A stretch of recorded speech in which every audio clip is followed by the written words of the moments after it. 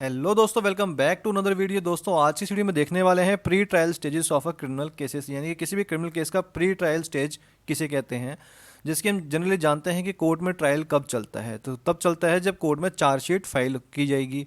उसके बाद जो ट्रायल है वो दो तरह का होता है, एक सम्मन केस का, एक वारंट केस का। यानी कि trial of summons cases by magistrate and then trial of warrant case by magistrate. Summons case कौन से केस होते हैं जिनमें सज़ा 2 साल से कम की होती है, जबकि वारंट केस में जो सज़ा है वो 2 साल या 2 से ज़्यादा की होगी। तो आज से वीडियो में देखने वाले हैं कि बिफोर फाइलिंग चार्जशीट का क्या क्या प्रोसेस होता है, क्या क्या प्री ट्रायल स्टेजेस होते हैं। जैसे कि हम देखें एग्जांपल की हेल्प से कि सबसे पहले एफआईआर लॉन्च होगी under section 154।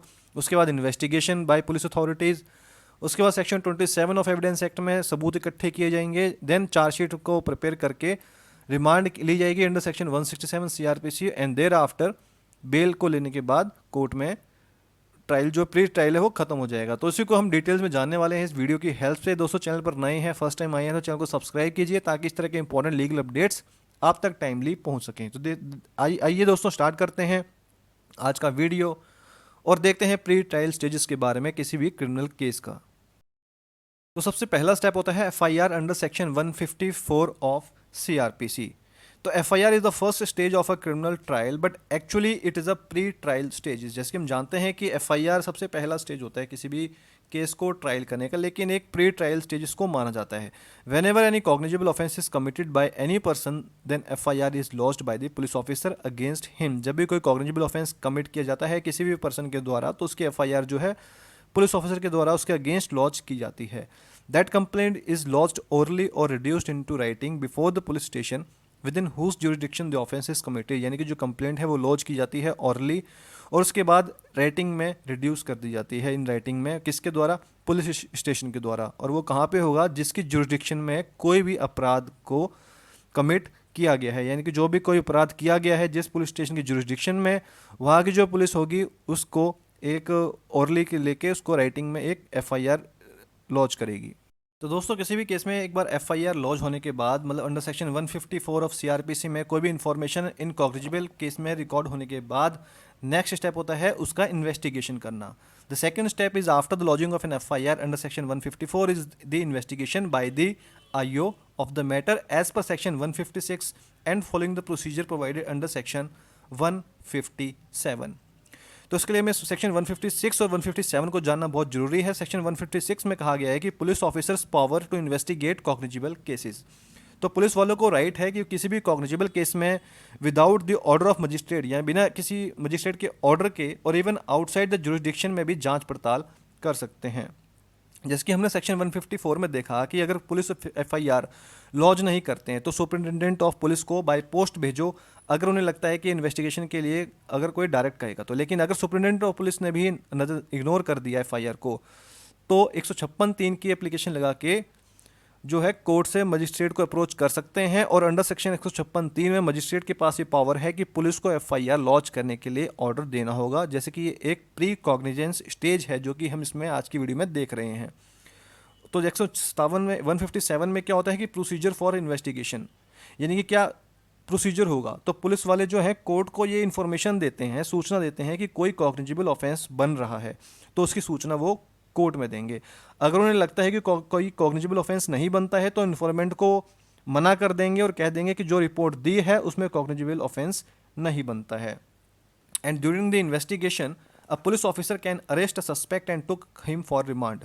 After the arrest of the suspect, accused has to be produced before the magistrate within 24 hours from the time of the arrest। यानी कि इन्वेस्टिगेशन करने के बाद या इन्वेस्टिगेशन के दौरान अगर किसी पुलिस ऑफिसर को ऐसा लगता है कि भाई ये सस्पेक्टेड है, तो उसको रिमांड पर ले सकती है। और किसी को भी अरेस्ट करने के बाद ये ड्यूटी बनती है पुलिस अथॉरिटी की उसको 24 घंटे के अंदर मजिस्ट्रेट के पास पेश करना होगा। यानी कि from the time of the arrest, जब से उसको अरेस्ट किया है तब से with in 24 hours before the magistrate किसी भी एक्यूज्ड को, ये सस्पेक्ट को पेश किया जाएगा। आफ्टर दैट बात आती है सेक्शन 27 ऑफ एविडेंस एक्ट की, जो कि कहता है कि during the investigation police the officer in charge can search and seize the material from the possession and और elsewhere kept by the accused. यानी कि इन्वेस्टिगेशन के दौरान जब पुलिस इन्वेस्टिगेशन चल रही होती है तो ऑफिसर इन चार्ज जो है वो सर्च एंड सीज ऑपरेशन कर सकते हैं, यानी कि किसी भी चीज़ को ढूंढ सकते हैं और उसको जब्त कर सकते हैं जो भी किसी सस्पेक्ट या एक्यूज के कब्जे में पाई गई है, या फिर कहीं और जगह कहीं एक्यूज ने अगर छुपा के रखी हुई थी, तो सेक्शन 27 में पुलिस को ये पास पे पावर है कि किसी भी चीज़ को सर्च करके उसको जब्त कर सकती है।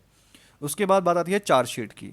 In the investigation the conclusion is made by the IO by examining the fact and circumstances, collecting evidence, examining the various persons, and taking their statements in writing, and all the other steps necessary for completing the investigation. And then that conclusion is filed before the magistrate as a police report, and that is called the charge sheet. यानी कि दोस्तों जब investigation चल रही होती है तो उसका जो कंक्लूजन बनता है, यानी कि आफ्टर इन्वेस्टिगेशन जो पुलिस है किसी कंक्लूजन पे उतरती है, आईओ जो है सारे फैक्ट्स को एग्जामिन करके, एविडेंस को इकट्ठा करके, वेरियस पर्सन्स के स्टेटमेंट्स को रिकॉर्ड करके जब पूरी इन्वेस्टिगेशन कंप्लीट हो जाती है, जिसको हम जनरली पुलिस रिपोर्ट कहते हैं, तो उसको कोर्ट में फाइल कर दिया जाता है। उसे ही चार्जशीट कहा जाता है, यानी कि उसमें सभी बंदों के नाम होंगे, सारी डिटेल्स होगी, कौन कौन से सेक्शंस उस पर बनते हैं एक्यूज के अगेंस्ट, और सारी इन्फॉर्मेशन जैसे कि फुटेज हो गई या कॉल रिकॉर्डिंग्स एट्सेट्रा एट्सेट्रा, सब कुछ जो है पुलिस अथॉरिटीज़ कंक्लूजन इन्वेस्टिगेशन का कंक्लूजन करने के बाद कोर्ट में चार्जशीट फाइल करती है।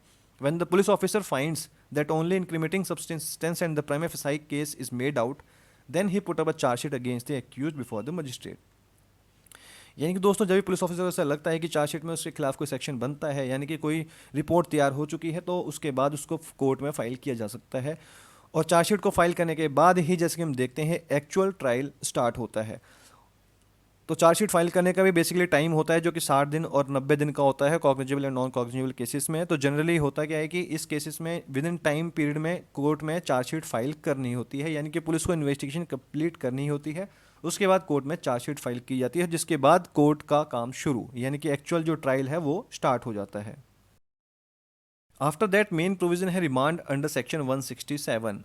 When the investigation cannot be completed within 24 hours, officer in charge can ask for police custody of the accused under section 167। यानी कि अगर जो भी इन्वेस्टिगेशन है वो 24 आवर्स में कंप्लीट नहीं की जा सकती है, तो इसमें जो है पावर दी गई है अंडर सेक्शन 167 में कि procedure when investigation can not be completed, यानी कि सेक्शन 57 में बताया गया था कि अगर कोई भी व्यक्ति बिना वारंट के अरेस्ट होता है तो अपनी कस्टडी में 24 घंटे के बाद नहीं रख सकता बिना मजिस्ट्रेट की परमिशन से।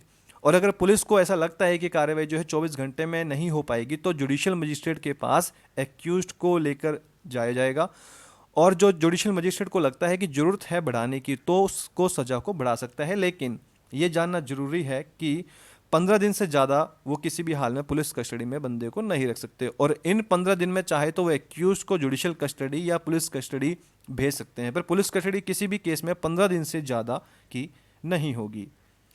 उसके बाद आते हैं बेल पे कि बेल का क्या कहना है। तो after the granting of judicial custody, यानी कि एक बार जुडिशियल कस्टडी ग्रांट की गई है कोर्ट के द्वारा, an accused can apply for a grant of bail under the provisions of section 436, 437 and 439 of the Code of Criminal Procedure। तो दोस्तों बेल ली जा सकती है, यानी कि एक बार जब जुडिशियल कस्टडी ग्रांट कर दी जाएगी कोर्ट के द्वारा, तो उसमें बंदे को फिर क्या है कि बेल लेनी है। बेल कैसे मिल सकती है? सेक्शन 436, 437 और 439 में। तो सेक्शन 436 का बेसिकली कहना है कि भाई किस केस में बेल ली जा सकती है, यानी कि बेल इन बेलेबल ऑफेंसेस। तो मान लीजिए अगर अंडर सेक्शन 436 में आपने बेल नहीं मिलती है आपको, तो आप अंडर सेक्शन 439 में हाई कोर्ट या सेशन कोर्ट पर जाकर एप्लीकेशन फाइल कर सकते हैं, बेल एप्लीकेशन, जिसमें कि स्पेशल पावर्स दी गई हैं हाई कोर्ट और सेशन कोर्ट को कि बेल को देने के लिए। और ये आपको जानना जरूरी है कि bail is mandatory and is a right of the accused. उसके बाद सेक्शन 437 में कहा गया है कि bail in non bailable offences, अगर कोई भी व्यक्ति जो एक्यूज्ड है किसी नॉन बेलेबल ऑफेंस के अंदर और उसे पुलिस के वाले ने अरेस्ट कर लिया है, तो विदाउट वारंट और उन्हें कोर्ट के सामने लाया जाता है, तो हाई कोर्ट और सेशन कोर्ट को छोड़कर कोई और कोर्ट तो उसे बेल पर छोड़ा जा सकता है। यहाँ पे जो बेल है वो डिस्क्रिशनरी नेचर है, यानी कि राइट ऑफ एक्यूज नहीं है, क्योंकि ये एक नॉन बेलेबल ऑफेंस था। तो जो ऑफेंस लगे हैं वो डेथ या इम्प्रिजनमेंट फॉर लाइफ के हैं, तो ऐसे केस में बेल नहीं मिल सकती। अगर प्रीवियस कन्विक्शन होगा for more than 7 years etcetera तो भी बेल नहीं मिलेगी। और अगर कोई लेडीज़ है, वुमेन है जिसकी उम्र 16 साल से कम है या कोई सीनियर सिटीजन है, तो इस केस में बेल दी जा सकती है अंडर सेक्शन 437 इटसेल्फ। और सेक्शन 439 में स्पेशल पावर्स हैं लाइक रेगुलर बेल, कि जिसमें कि स्पेशल पावर्स हैं हाई कोर्ट को और सेशन कोर्ट को कि वो एज द केस में भी में बेल ग्रांट कर सकते हैं। तो दोस्तों ये था आज का video, informative video on this point कि भाई प्री ट्रायल स्टेजेस कैसे कैसे पॉइंट्स कवर करते हैं। दोस्तों वीडियो आपको इन्फॉर्मेटिव लगी है, चैनल को सब्सक्राइब कीजिए ताकि इस तरह की वीडियोस इंपॉर्टेंट अपडेट्स आप तक टाइमली पहुंच सकें। Thanks for watching this video.